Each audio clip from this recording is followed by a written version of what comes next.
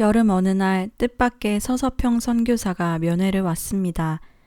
독일 태생인 그녀는 포사이트가 미국으로 떠나던 해에 32살의 처녀의 몸으로 광주에 와서 재중원 간호사 겸 선교사로 일하고 있었습니다.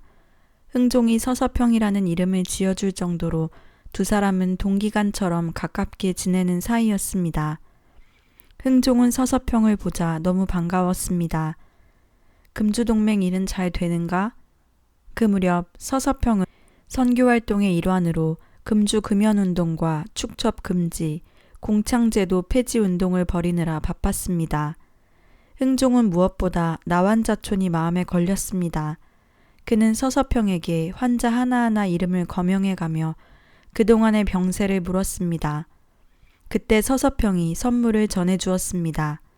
하나는 나환자들이 보낸 편지 꾸러미이고 하나는 영어 성경과 신학 서적들이었습니다. 장로님 힘내세요. 장로님 옆에는 하나님과 우리가 있습니다. 라고 쓰여진 김칠복의 편지에 흥종은 한참 동안 얼굴을 묻고 있었습니다. 그를 모르는 노인 환자들은 문드러진 얼굴이나마 사진 찍어 자신의 이름을 대필해 보내오기도 했습니다.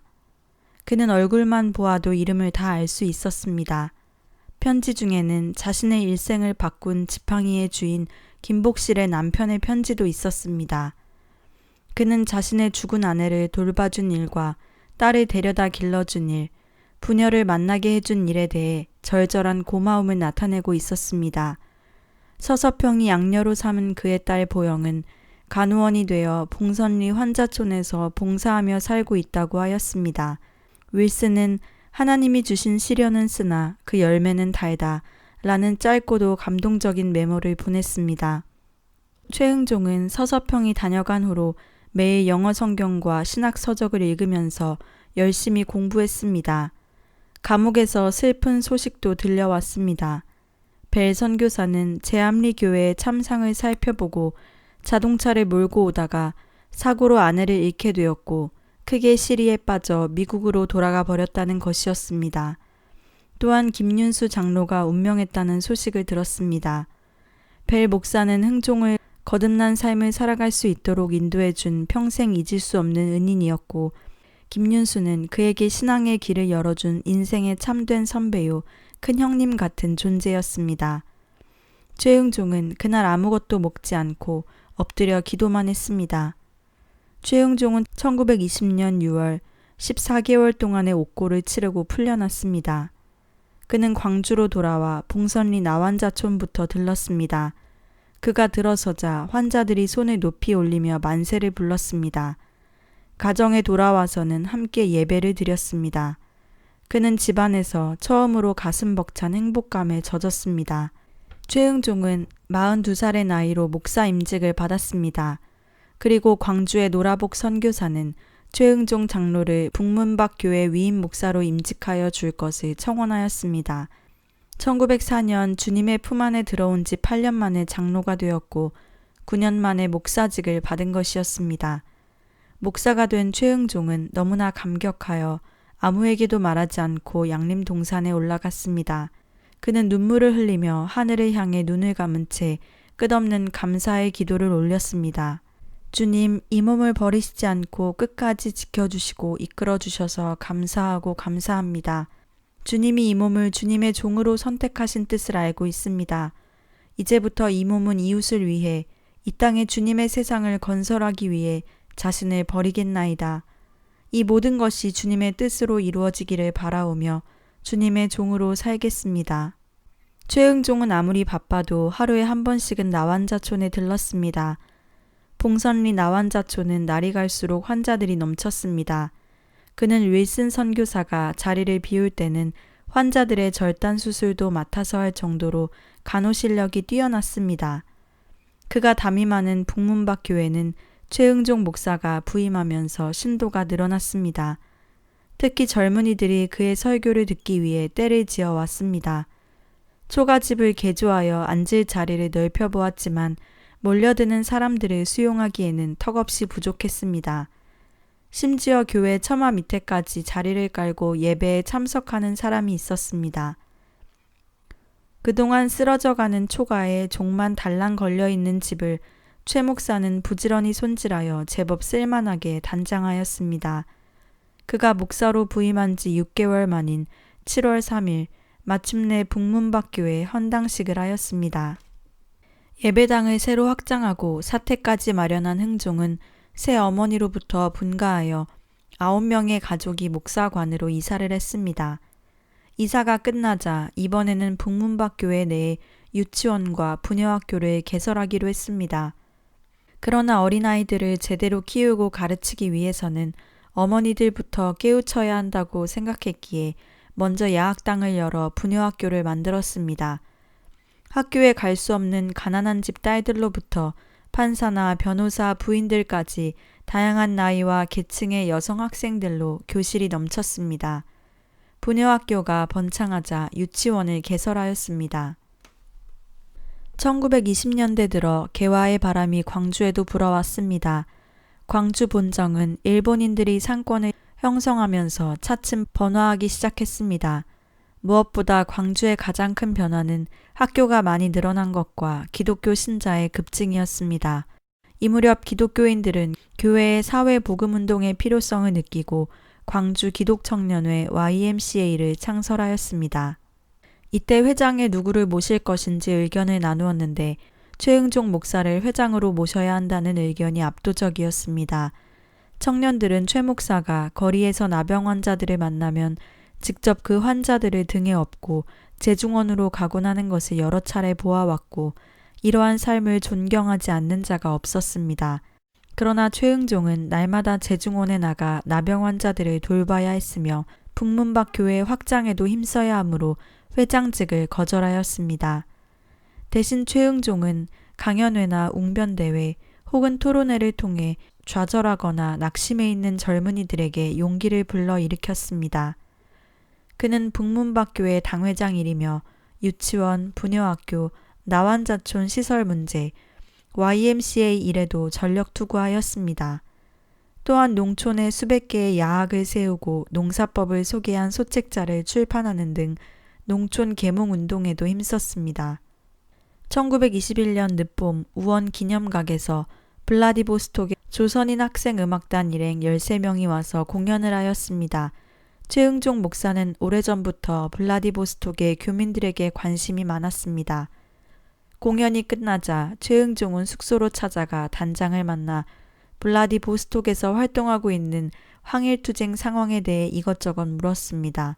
한인 교민들은 시베리아의 한재로 인해 큰 흉년이 들었고 마적들에 의해 신자 수백 명이 살해를 당하고 의복과 집기들을 빼앗겨 거린이 되어 떠도는 형편이 되었다고 하였습니다.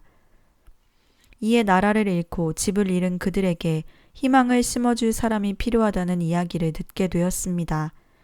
최응종은 이전에도 시베리아 교포들의 고통스러운 소식을 듣고 러시아 말을 익히고 러시아 성경까지 구해 시베리아 선교사를 자청했으나 허락을 받지 못한 적이 있었습니다.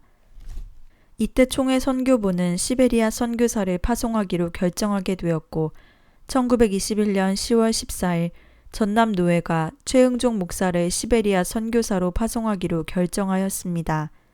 그가 얼어붙은 땅 시베리아로 간다는 사실이 알려지자 먼저 가족들이 반대하고 나섰습니다. 부인은 남편의 시베리아 행을 굳고 말렸습니다. 그는 자기한테 시집와서 고생만 하는 부인이 불쌍하기도 하였습니다. 그러나 부인에게 말했습니다. 당신에게 말할 수 없이 미안하오. 나를 이해하고 용서하기를 바랄 뿐이오. 나는 내 몸과 마음을 하나님께 바친 사람이므로 오로지 하나님의 명에 따를 뿐이오. 내가 내 자신의 이익만을 위해서 가지 않는다면 이는 하나님의 말씀을 거역하는 것이고 그렇게 되면 나는 평생 주님 앞에 죄송한 마음으로 살아가야 하고 시베리아에서 살고 있는 동포들에게는 빚진 자의 심정으로 살아가야 할 것이요. 나는 내가 해야 할 일을 하러 가는 것뿐이니 너무 서운하게 생각하지도 너무 걱정하지도 마시오. 대신 아이들을 잘 키우고 건강하기를 바라오. 하나님께서도 도와주시리라 믿소. 최응종이 제일 먼저 도착한 곳은 니콜라에프스크였습니다. 먼저 다녀갔던 선교사들의 숙소는 유리창은 깨진 채였고 나무 침대는 한쪽이 찌그러져 있었습니다. 무너져가는 지붕에 십자가만 남아 바람에 흔들리고 있었습니다. 최 목사는 일주일 동안 집을 손질하고 청소를 한 뒤 마당을 예배소로 쓸 수 있도록 하였습니다. 예배소를 대충 정리한 후에 그곳에 미리 와 있는 젊고 믿음이 강한 김창호와 함께 교민들을 방문했습니다. 그는 임상치료법을 배웠기 때문에 병자들을 찾아다니며 치료할 수 있었습니다. 그에게서 치료를 받은 교민들은 쉽게 복음을 받아들였습니다. 러시아의 사정은 불안하고 혼란스러웠습니다. 사회주의 체제로 바뀐 러시아의 형편은 또 다른 유형의 군국주의로 발전하고 있었습니다. 이러한 형편인지라 조선인들의 인권은 철저히 무시되었습니다. 더욱이 시베리아를 중심으로 일본군과 러시아군 사이에 빈번히 일어나는 총격전으로 조선인들은 희생양이 되곤 하였습니다. 동포들은 어려운 일이 있으면 최응종 목사를 찾아와 하소연을 하곤 하였습니다. 그러면 그는 억울한 사정에 처한 동포들의 형편을 러시아 당국에게 호소하여 해결해 주었습니다. 이러한 노력으로 그는 시베리아 전역에서 교민들로부터 신뢰와 존경을 받게 되었습니다. 최응종은 늘 교민들과 함께 울고 웃으며 용기와 희망을 잃지 않도록 도와주었습니다. 최응종은 진료소를 임시병원 규모로 키우고 제대로 된 교회를 세우는 것을 소망하게 되었습니다. 그는 벨 목사와 오원, 포사이트, 윌슨, 서서평 등이 이국 땅 광주에 와서 자신들을 희생하면서 이국인들을 위한 삶을 산 것처럼 그 또한 시베리아에 와서 그들처럼 희생하며 살고 싶었습니다. 그는 시베리아에서 일하던 중 총회에서 돌아오라는 전보를 받았습니다. 러시아 당국에서 독립운동을 하는 지사들과 자주 만난다는 것을 알고 그를 추방시킨 것입니다. 1년 6개월 만에 최 목사는 참담한 패배자의 심정으로 광주에 돌아왔습니다. 그는 광주로 돌아와서 다시 북문박교회 당회장을 맡고 광주 YMCA 4대 회장이 되어 여러 가지 일을 하면서도 늘 시베리아를 생각했습니다. 그곳에서 방황하는 교민들과 치료받지 못하고 죽어가는 사람들, 조국의 독립을 위해 투쟁하는 독립지사들을 생각하며 늘 다시 시베리아로 가기를 소망하였습니다. 두 번째 시베리아행을 꿈꾸던 그의 간절한 기도는 응답되었습니다. 최응종이 두 번째 블라디보스톡에 갔을 때는 이미 러시아 공산당 정부가 세워진 지 오래였습니다. 공산당의 종교 탄압이 블라디보스톡 한인교회까지 영향을 받게 되었습니다. 한 번은 예배소에서 50여 명의 교인들이 모여 예배를 드리고 있는데 지역 공산당원들이 몰려와 교인들을 강제로 해산시켰습니다. 최응종은 지역 공산당 간부를 찾아가 강력히 항의하였으나 러시아에서는 어떤 경우에도 선교활동은 금지되어 있다며 당의 명령에 따르지 않으면 당장 추방하겠다고 협박하였습니다. 그러나 최응종은 끝까지 그들의 요구를 받아들이지 않았습니다. 며칠 후 주일을 맞아 최응종은 겨우 20여 명의 동포들을 모아놓고 설교를 하고 있을 때였습니다. 갑자기 러시아 공산당 군인들이 들이닥쳐 총부리를 겨누었습니다. 그들은 동포들에게는 함부로 대하면서도 러시아 말을 유창하게 하는 최 목사에게는 비교적 예의를 갖추었습니다. 최 목사는 지금은 하나님의 말씀을 설교 중이오. 정 나를 잡아가야 한다면 설교가 끝날 때까지 기다려주시오. 내 발로 당당하게 가리다 하였습니다. 러시아 군인들은 자기들끼리 모여 상의를 하더니 허락하였습니다. 최 목사는 마저 설교하였습니다. 여러분, 불안해하지 말고 차분하게 시편 137편 1절을 보십시오. 우리가 바벨론의 여러 강변에 앉아서 시온을 기억하며 울었도다 라고 했습니다. 포로가 된 민족의 억울함을 무엇으로 다 표현할 수 있겠습니까? 그러나 이스라엘 민족은 바벨론의 포로가 되어 절망적인 상황 속에서도 소망을 잃지 않았습니다. 곧 좋은 날이 찾아올 것입니다. 하나님은 여러분을 버리지 않으십니다. 힘을 내서 살아가야 합니다. 서로 믿음의 한마음이 되어 하나님을 찾으십시오. 설교를 듣고 있던 동포들은 모두 눈물을 흘렸습니다. 러시아 군들에게 붙잡힌 흥종은 감옥에 투옥되었고 한 달이 지나서야 재판을 받게 되었습니다. 재판장은 최 목사에게 국경을 월경했다는 죄목으로 재추방령을 내렸습니다. 그러나 러시아 장교는 재판장의 말을 무시하고 흥종을 당장 총살해 버리라고 명령했습니다. 최응종이 세 사람의 기마 헌병들에게 끌려가 깊숙한 산속에 다다랐을 때였습니다. 기마원병들은 다급하게 뛰어오는 소련인 나무꾼을 만났습니다. 큰일 났습니다. 어서 피하십시오. 방금 저 앞에서 적위군들에게 소련군 몇이 학살을 당했습니다. 나무꾼들의 말을 전해 들은 기마원병들은 최 목사를 버려둔 채 나몰라라 하고 도망치기 시작했습니다. 최 목사도 반대편 숲속을 향해 도망치기 시작했습니다. 바람이 살껍질을 벗기는 것 같은 추위와 배고픔에 떨면서 걷고 또 걸었지만 끝이 보이지 않았습니다. 그는 십자가를 메고 골고다 언덕을 올라가셨던 예수님의 고통을 생각했습니다. 자신도 지금 이 황량하게 얼어붙은 낯선 시베리아 벌판에서 홀로 십자가를 메고 가는 고통을 체험하고 있는 것이었습니다. 주여, 저에게 왜 이런 시련을 주시는 것입니까? 앞으로 종으로 더 부리시려거든 이 절망과 고통으로부터 저를 꺼내어 주시옵소서. 더 이상 걷지 못하고 눈밭에 쓰러진 흥종은 서론에 엎드려 간절하게 기도했습니다. 자꾸 눈이 감겨들려고 했습니다. 잠들면 죽는다는 것을 알면서도 눈을 뜰 수가 없었습니다. 가물거리는 의식 속에서 하나님을 외쳐 불렀습니다. 그때 금광을 찾아 떠돌던 조선인 동포들이 최 목사를 발견하고 구해주었습니다. 그들은 멀리 떨어진 사냥꾼들의 움막으로 최 목사를 옮겼습니다. 하나님 고맙습니다. 저를 살려주시다니 제가 할 일들이 아직도 많이 남아있는 것으로 받아들이고 앞으로 더욱 열심히 살겠습니다. 최흥종은 두 젊은이들의 손을 붙들고 울었습니다. 최흥종 목사는 그의 러시아로부터 추방령을 받고 귀국하였습니다. 그는 서서평 선교사와 함께 빈민구제 사업에 전념하며 제주도 모슬포 교회의 목사로 부임하게 되었습니다. 그러나 그는 얼마 후 교회를 사임하고 나환자들에게 돌아갔습니다. 봉선리 나환자촌에는 환자가 날로 넘쳐나고 치료를 끝낸 사람들은 갈 곳이 없어 방황하였습니다. 무엇보다 치료가 끝난 음성 환자들에게 재활의 길을 열어주는 것이 시급하였습니다. 최 목사는 나환자 문제를 근본적으로 해결하기 위해서는 정부가 나서야 한다고 생각했습니다. 야지마 도지사를 찾아가 얘기했지만 소용이 없었습니다. 최흥종 목사와 서서평은 거리의 나환자들을 불러 모았습니다. 하루 만에 200여 명의 나환자들이 모였습니다. 그는 환자들과 함께 서울의 총독부를 향해 행진하기 시작했습니다. 흥종은 그 행진을 아름다운 구라행진이라고 불렀습니다. 얼굴이 찌그러지고 코가 문드러지고 팔이 없는 200여 명의 나환자들이 길게 줄을 지어 새벽에 광주를 떠났습니다. 그들이 시내를 빠져나갔을 때에야 뒤늦게 사실을 안 경찰들이 차를 몰고 달려왔으나 막아서지 못했습니다. 하루에 한 차례씩 있는 여흥 시간이면 누가 시키지 않는데도 환자들은 한 가락씩 뽑아내며 즐거운 시간을 가졌습니다. 찬송을 부르고 기도를 하면 지쳐있던 다리에 힘이 솟아났습니다. 마음에 깊은 상처가 있는 이들은 오랜만에 소리내어 웃을 수 있었고 손가락이 없는 손으로 박수를 칠 수 있었습니다. 이 긴 여행을 통해 절망으로 무너진 마음에 희망의 복음이 솟아나기 시작했습니다.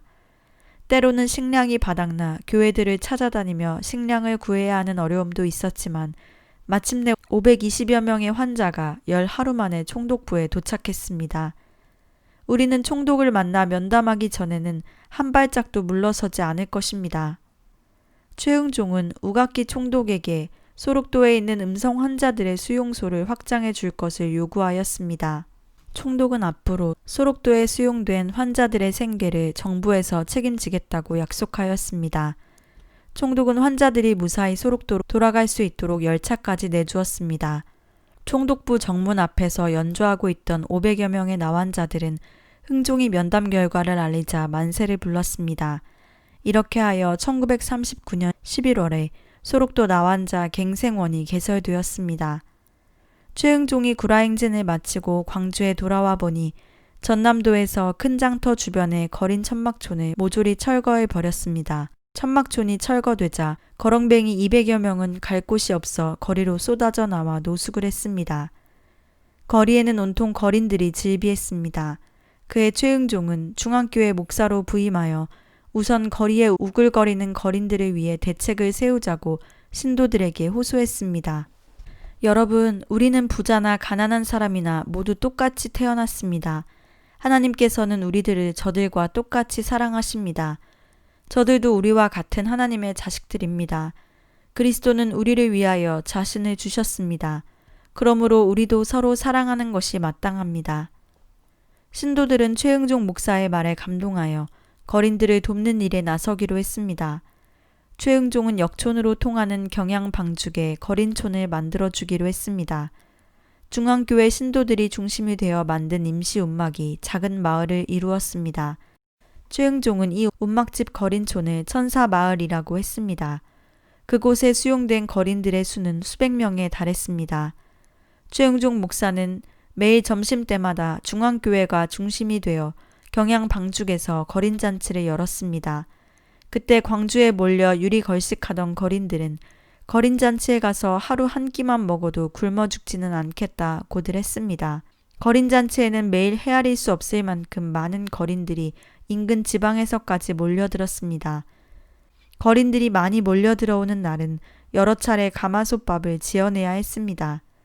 천사마을의 거린잔치는 그해 겨울부터 이듬해 봄까지 계속되었습니다. 그해 겨울에는 한 명의 거린도 얼어 죽거나 굶어 죽은 일이 없었습니다. 이 같은 사정을 잘 알고 있는 거린들은 길에서 최 목사를 만나면 아버지, 아버지 하고 부르며 허리를 굽혔습니다. 한편 최응종은 중앙교회의 목사로 재취임하면서 본격적으로 구라운동에 나섰습니다. 최 목사는 남자 수용소에서 환자들과 함께 살면서 치료를 했고 틈나는 대로 나환자들에게 하나님의 복음을 전하면서 용기와 희망을 일깨워 주었습니다. 그는 거린들과 나환자들을 가족보다 더 아끼고 사랑했습니다. 나환자들과 거린들이 기뻐하면 같이 기뻐했고 그들이 슬퍼하면 그 또한 슬퍼하였습니다. 1934년 서서평 선교사가 소천하고 최응종은 한동안 무기력해진 듯 했으나 다시 기운을 차렸습니다. 수많은 나환자들과 거린들이 그를 가만히 놓아두지 않았습니다. 그는 서서평 선교사가 세상을 뜨기 1년 전에 만든 개유구락부를 활성화시켜 민중계몽운동과 빈민구제사업에 열중하였습니다. 그러던 그에게 가슴 아픈 소식들이 들렸습니다. 함께 손잡고 민족적 농촌운동과 사회운동에 참여했던 사람들이 하나둘씩 친일로 몰락하는 모습을 지켜보면서 최응종은 일신의 부귀영화와 욕심의 함정이 도사린 세속에 염증을 느끼지 않을 수 없었습니다. 아무리 둘러보아도 벨과 오원, 포사이트, 서서평처럼 참 사랑을 알고 실천하는 사람들은 모두 떠나고 없다는 것을 절감하였습니다. 오랜 고민 끝에 그는 결국 더러운 흙탕물의 세속과 영합하며 혼자만의 부귀를 위해 사는 사람들과 결별하기로 결심하였습니다. 그것은 곧 세상과의 결별이기도 했습니다. 그는 서울로 올라가 거세 수술을 하였습니다. 그러나 거세 수술과 성욕은 아무런 관계가 없다는 것을 후에 알고 친구들에게 이렇게 말했습니다.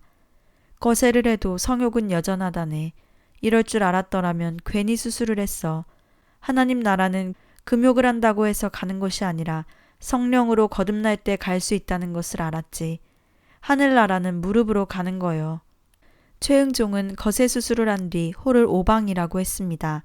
그것은 5가지의 얽매임으로부터 해방된다는 뜻으로 혈육의 정에 얽매이지 않고 사회적으로 구속을 받지 않으며 경제적으로 속박을 받지 않고 정치적으로 자기를 앞세우지 않으며 종파를 초월하여 정한 곳이 없이 하나님 안에서만 자유를 누릴 수 있다는 5가지의 생활 신조를 담고 있었습니다. 그러던 어느 날 최응종 목사는 새벽 기도를 올리고 명상에 잠겼습니다. 그동안 자신이 살아오면서 어쩐지 가면의 인생을 살아온 것만 같은 양심의 가책을 느꼈습니다. 그는 십자가를 들고 무등산으로 올라갔습니다. 정상에 올라 무릎을 꿇고 십자가를 머리 위로 높이 치켜 올리며 기도했습니다. 주님, 저는 누구입니까? 저는 무엇을 위해 살고 있습니까? 제가 사는 것이 그리스도를 위한 삶입니까? 혹시 제가 그리스도의 거룩한 이름을 팔아 거짓된 삶을 살아온 것은 아닙니까? 십자가에 못 박힌 그리스도를 향해 마음속으로 거듭 물었습니다. 그는 해가 질 때까지 무등산 산정에 엎드려 산상 기도를 올렸습니다. 그는 그날 밤 무등산 정상에서 아무것도 먹지 않고 하늘에 떠 있는 십자가 고상을 바라보며 명상에 빠졌습니다. 그러다 깜빡 잠이 들었는데 자신이 십자가에 못 박히는 고통을 체험했습니다. 손바닥에 못이 박혀 너무 고통스러워 힘껏 소리를 질렀습니다. 자신이 내지른 소리에 깜짝 놀라 눈을 번쩍 뜨고 하늘을 쳐다보았습니다. 하늘에는 여전히 십자가가 떠 있었습니다. 그 순간 그는 십자가에 못 박힌 자신을 분명히 보았습니다. 무등산 정상에서 내려온 최 목사는 자신이 아는 사람들에게 편지를 돌렸습니다. 그 편지에는 첫머리에 사망 통고서라고 크게 인쇄되어 있었습니다. 1935년 3월 17일 이후 나 오방 최응종은 죽은 사람임을 알리는 바입니다. 인간 최응종은 이미 죽은 사람이므로 차후에 거리에서 나를 만나거든 아는 체를 하지 말아주시기 바랍니다. 나 최응종은 오늘부터 이 지상에서 영원히 떠나 하나님 품에서 진실로 하나님과 함께 자유롭게 살 것입니다. 이제는 생사간에 예수님 이외에 아무것도 없으므로 세상에 대하여 사망자가 되어 스스로 매장한 것입니다. 여러분들도 죄를 회개하고 하나님을 믿고 구원을 받기를 바랄 뿐입니다. 지금 이후로는 사망자로 인정하시고 모든 관계와 통신을 단절하여 주심을 통고합니다. 사망 통고서를 받아든 지인들과 친지들은 깜짝 놀라 최응종을 찾아갔지만 그는 답했습니다. 나는 속세에 염증을 느낀 나머지 감상에 빠져 사망 통고서를 낸 것이 아닙니다. 그리스도와 함께 십자가에 못 박혀 죽었고 비록 내가 육신을 입고 있다 할지라도 이제 나의 삶은 나를 위한 것이 아니라 오직 십자가에 못 박힌 그리스도를 위한 삶이라는 깨달음 때문입니다. 이제 최응종 목사는 무등산 산록의 오방정에 은거하며 세상 일과 손을 끊었습니다. 그러던 어느 날 최응종은 이상 야릇한 손수레를 타고 시내에 나타났습니다. 내 귀퉁이에 받침대를 세워 누더기로 지붕을 만들어 덮어 햇볕을 가리고 사방을 휘장처럼 둘러 비바람을 막을 수 있게 했습니다. 손수레 안에는 덮고 잘 수 있는 낡은 담요와 물 주전자와 컵, 성경과 노자의 도덕경이 들어 있었습니다. 손수레가 그의 침실이며 삶의 터전이었던 것입니다. 그 안에서 거지들이 먹는 대로 똑같이 먹고 잤습니다. 손수레가 멈춘 곳은 일정하지 않았습니다. 아무데나 거린들이나 나환자가 있는 곳이면 손수레가 멈췄고 그들이 먹을 때 같은 음식을 함께 먹었습니다. 그의 모습은 누더기를 걸친 거린들과 똑같았습니다. 가족들이 이 사실을 알고 여러 차례 찾아와 집으로 돌아오라고 사정을 했으나 그는 듣지 않았습니다.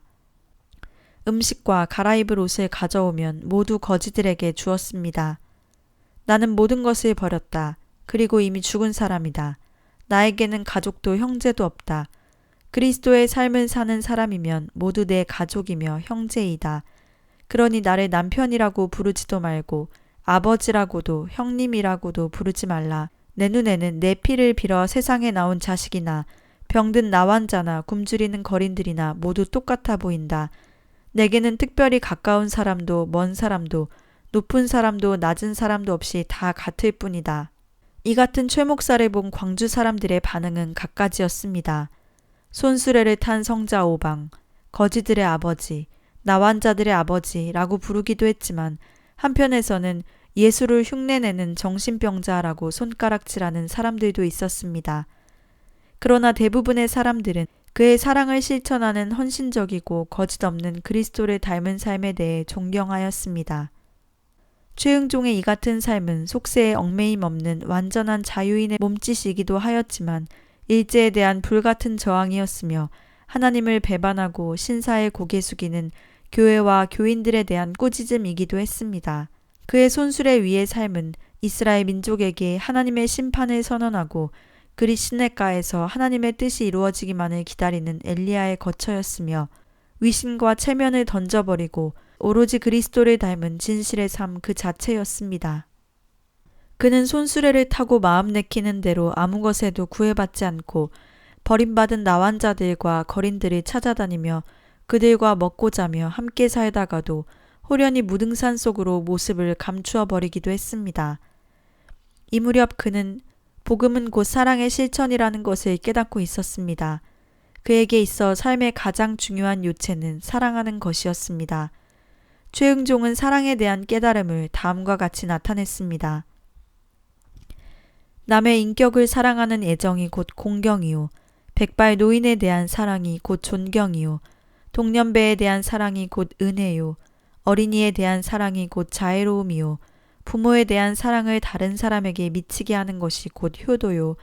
남을 사랑하고 그 은혜를 받지 않는 것이 겸손이요. 남을 사랑하여 서로 다투어 고집하지 않는 것이 양보요. 남을 사랑하여 이롭게 되도록 하는 것이 충이요. 남을 사랑하여 스스로 정결케 하는 것이 절도요. 남을 사랑하여 양갈래로 사랑하지 않는 것이 의로움이요. 남을 사랑하기를 애쓰는 사랑이 직무에 충실함이요. 남을 사랑하여 자기의 손해를 돌보지 않는 사랑이 곧 희생이요. 남을 사랑하되 알 수 없는 경지에 들어가는 것이 곧 신앙이요. 남을 사랑하여 눈앞에 새로운 삶을 이룩하도록 하는 사랑이 곧 종교요. 하나님을 사랑하고 동포를 사랑하고 자기를 사랑하고 사람을 사랑하는 것이 사랑이요. 원수를 사랑하고 남을 용서하는 데에 배불러 또 새로운 사랑을 거듭하는 사랑이 사랑이다.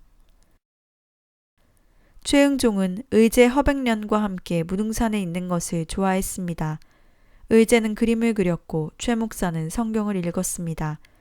그들이 함께 있는 정자는 원래 석아정이었던 것을 최응종이 넘겨받으면서부터 오방정이라고 바꾸게 되었습니다. 최응종의 식사는 소나무 잎과 생쌀 가루를 빻은 가루를 한 줌 입에 털어넣고 물 한 모금 삼키는 것이 전부였습니다. 무엇보다 그는 무등산 속에 들어앉아 있으면서도 교회를 걱정했습니다. 교계 지도자라는 사람들이 앞다투어 신사에 참배하고 창시 계명을 하는가 하면 무기 제조용으로 교회의 종까지 떼어다가 바치고 출전 장병의 무운을 비는 묵념을 주도하는 것을 보며 기독교와 나라의 장래가 걱정되는 것이 사실이었습니다. 최 목사는 참다 못해 교역자의 반성과 평신도의 각성을 촉구함이라는 장문의 글을 발표하여 교계에 큰 충격을 주었습니다. 이 글은 조선교회의 앞날을 걱정하고 사랑하는 마음에서 각성의 채찍을 든 것이었습니다. 그렇지 않아도 장로총의 사람들로부터 경계의 대상이 되어온 최응종 목사는 이 글이 발표되자 배척을 당하지 않을 수 없었습니다. 그의 뜻을 따르는 많은 민족주의 교인들도 산골로 숨어버렸습니다. 그 후 그는 더욱 외롭게 되었습니다. 그는 악인이 득세하고 의인이 숨어버린 세상에 나가기 싫어 그는 한동안 손수레를 타지 않고 오방정에만 틀어박혀 지냈습니다. 1945년 8월 14일 어느 때와 같이 아침에 일찍 일어난 흥종은 오방정에서 차를 마시고 있었습니다. 그때 매일 신문특파원 최인식이 헐레벌떡 달려왔습니다. 오방 선생님, 해방이 되었습니다. 이러고 계실 때가 아닙니다. 그는 광복이 되었다는 소식에 덩실덩실 춤이라도 추고 싶었습니다. 일제 억압으로부터 해방되었다고 생각하니 그 기쁨을 무엇이라 표현할 수 없었습니다. 그러나 한편으로는 닥쳐올 앞으로의 혼란이 더 걱정스러웠습니다. 그동안 소외당하고 억압받던 사람들이 지난날의 고통을 보상받기 위해 목소리를 높일 것이며 민족을 배반했던 사람들은 살아날 국리를 위해 온갖 작태를 부릴 것이 눈에 훤했습니다. 최응종은 해방이 되었다 한들 세상에 나가고자 하는 마음이 없었습니다. 광복이 된 지 2주일쯤 후 동생 영욱이 도지사가 되어 찾아왔습니다. 최응종에게도 미군정화 전남도정 고문회의 회장직이 맡겨졌습니다. 미군정의 중요한 업무는 치안 유지와 민민위원회를 무력화시키는 것, 그리고 한국인의 요구와 불만을 수용하여 처리하는 일과 정치 세력의 동향 파악 등이었습니다. 그러나 인민위원회를 무력화시키는 작업은 결코 간단한 문제가 아니었습니다. 좌우 세력을 총망라한 조직이었던 건국준비위원회가 인민위원회로 재편되면서부터 좌익 세력이 완전히 주도권을 잡고 있었기 때문입니다. 그 시절에도 최응종 목사는 나환자 문제를 걱정하지 않을 수 없었습니다. 그가 오방정에 있으면서 자주 산을 내려온 것도 나환자들의 대책을 세우기 위함이 컸습니다. 태평양 전쟁 때문에 물자 부족을 겪고 있는 총독부에서는 나환자 문제까지 신경 쓸 여유가 없었고 애양원과 갱생원은 물자와 경비 부족으로 존폐 위기에 놓이게 되어 굶주린 나환자들이 다시 거리로 뛰쳐나올 형편이었습니다. 그는 군정 고문회의 회장을 맡으면서 미군정 도움을 받아 두 곳의 물자와 경비를 최대한 지원하였습니다. 이 기간을 틈타서 전남 나예방협회까지 만들어 나병 퇴치에 힘썼으며 사회사업협회 위원장직을 맡으면서 거린들 보호에 진력했습니다. 최응종은 세상을 등지고 비탄에 빠져있는 동안에도 나환자와 거린들 문제라면 두 팔을 걷어붙이곤 했습니다. 1950년 6.25로 최응종 목사는 동생 영옥을 잃었습니다. 군정하에서 도지사를 했다는 이유로 죽임을 당하고 말았습니다. 최응종은 조국 분단의 현실이 통탄스러웠습니다. 폐허가 된 시내로 내려가 보면 거리에는 부모를 잃은 고아들이 들끓었습니다. 전쟁으로 집을 잃고 거리로 몰려나온 거린들도 더 많아진 듯 했습니다. 그 난리통에도 많은 환자들이 오방정을 찾아오곤 했습니다. 이때마다 최응종은 그들을 따뜻하게 맞이하여 있는 식량을 모두 털어 밥을 지어 먹이고 같은 방에서 재워 보냈습니다. 그에게는 전쟁이 없었습니다. 다른 때와 똑같이 그를 찾아오는 나환자들과 거린들을 맞아 주었습니다. 어느 날 그는 오랜만에 보영을 만났습니다. 자신을 변화시킨 지팡이의 주인의 딸이자 서서평의 양녀인 그녀는 남평 산포리에서 음성 나환자 10여 명과 집단촌을 이루어 살고 있다고 했습니다. 그녀는 소록도에서 병을 치료하는 음성 환자들의 상당수가 가정을 이루어 이곳에 정착하려 하나 이웃마을의 반대가 심한 데다 살 길이 막막하여 어려움에 처해 있다고 하였습니다. 최응종 목사도 나병을 치료한 음성 환자들이 전국 30여 개소의 집단촌을 이루어 살아간다는 것은 알고 있던 터였습니다. 그는 이미 오래전 서서평이 살아있을 때부터 음성 환자들을 위한 삶의 터전을 만들어 주어야 한다고 생각하고 있었습니다. 이제 치료약이 개발되고 완치율도 높아져 나환자들을 언제까지나 수용시설에 수용할 수만은 없었습니다. 최응종 목사는 다음날 아침에 서둘러 군청과 도청을 찾아가 남평 산포리 음성 환자 정착촌에 대한 지원을 부탁했습니다. 그리고 유지들을 찾아다니며 이들을 도와달라고 호소했습니다. 그는 산포리 음성 나환자촌을 호혜원이라는 사단 법인으로 만들기까지 오랫동안 무등산을 떠나 이곳에서 그들과 함께 살았습니다. 호혜원에서 광주로 돌아오던 어느 날 최응종은 진다리 부근에서 진 풍경을 보았습니다. 곧 숨이 넘어갈 것처럼 병색이 짙은 거렁뱅이 수십 명이 한 줄로 길게 늘어서서 흐느적거리는 걸음으로 걸어가고 있는 것을 본 것입니다. 맨 앞에는 제중원의 캐딩톤이었습니다. 최응종은 캐딩톤이 길거리에 쓰러져 있는 행려 병자들을 모아서 제중원으로 데리고 가는 것을 한참 동안 바라보았습니다. 최응종은 문득 자신이 젊었을 시절 서서평과 함께 거리에 널브러져 있던 나병 환자들을 데리고 가던 때가 생각났습니다. 아, 캐딩톤 선교사님이 옛날 포사이트나 윌슨 그리고 서서평이 하던 일을 계속하고 있구나. 하나님께서는 아직도 이 땅의 천사들을 계속 내려보내 주시는구나. 최응종은 그곳에서 노랑머리의 키가 큰 예수님을 보았습니다. 캐딩톤은 옛날 벨목사 부부가 그랬던 것처럼 길거리에서 행려 병자들을 보면 차에 태우고 집으로 데려와 함께 목욕을 시키고 옷을 갈아입힌 다음 병원에서 치료를 받게 해주었습니다. 병원에서 각혈을 하던 폐병 환자가 지혈이 안 되고 피가 기도로 넘어갈 것 같으면 캐딩톤이 환자 입에 자신의 입을 대고 피를 빨아내어 목숨을 구한 것이 한두 번이 아니라는 이야기도 들었습니다. 최응종은 캐딩톤에게 다가가 대화를 나누며 걸어간 곳은 기독병원의 폐결핵 환자들이 몰려와 미군 막사를 임시병동으로 쓰고 있는 모습이었습니다. 그는 나병보다 더 무서운 것이 폐결핵이며 지금 급격하게 증가하고 있는 폐결핵 환자의 실태를 듣게 되었습니다. 무등산으로 돌아온 그는 서울 YMCA 현동안에게 캐딩톤의 이야기를 그대로 전하고 110자 취명회라는 단체의 이름으로 폐결핵 환자 구제를 위한 호소문을 써서 각계에 보냈습니다. 그리하여 1958년 결핵 환자의 수용소인 송등원이 개원하였습니다. 후에 송등원을 무등원으로 이름 바꾼 다음 환자들이 예배를 볼 수 있도록 초막교회를 세웠습니다. 이때부터 최응종은 결핵 환자들의 아버지 노릇을 하기 시작했습니다. 옛날 나병 환자를 위해 모든 것을 바쳤던 것처럼 이제는 폐결핵 환자들을 위해 사랑을 베풀고 헌신했습니다. 1965년 11월 20일 85세의 그는 있는 힘을 다해 무등산 정상에 올라가 40일간의 산상 기도를 마치고 초막교회로 내려와 유서를 썼습니다. 그리고는 1966년 마지막 눈을 감기 위해 큰아들의 집으로 옮겨가기까지 그는 무등산 원효사 뒤편 폐결핵 환자 정량을 위한 초막에서 100일 동안 금식하며 사랑과 희생의 영적인 삶을 정리하였습니다. 1966년 5월 그가 큰아들의 집으로 내려온 지 2달이 되었을 쯤에 그는 가족들을 모두 방으로 불렀습니다.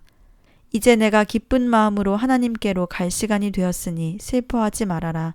너희들은 내가 이 세상을 떠나 기쁜 마음으로 하나님께 가는 것을 보고 산자로서 큰 위로로 삼길 바란다. 최응종 목사는 마지막으로 찬송가 날빛보다 더 밝은 천국을 불러달라고 하였습니다.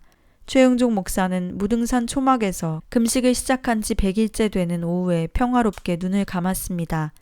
1966년 5월 18일 광주공원에서 오방 최응종 목사 사회장이 엄수되었을 때 수많은 나환자들과 거린들이 아버지, 우리는 어쩌라고 이렇게 가십니까? 울부짖으며 많은 이들의 가슴을 뭉클하게 하였습니다. 오방 최응종 목사는 그리스도 안에서 진정한 자유인이었으며 이웃을 자신의 몸과 같이 사랑한 예수 그리스도의 신실한 종이었습니다.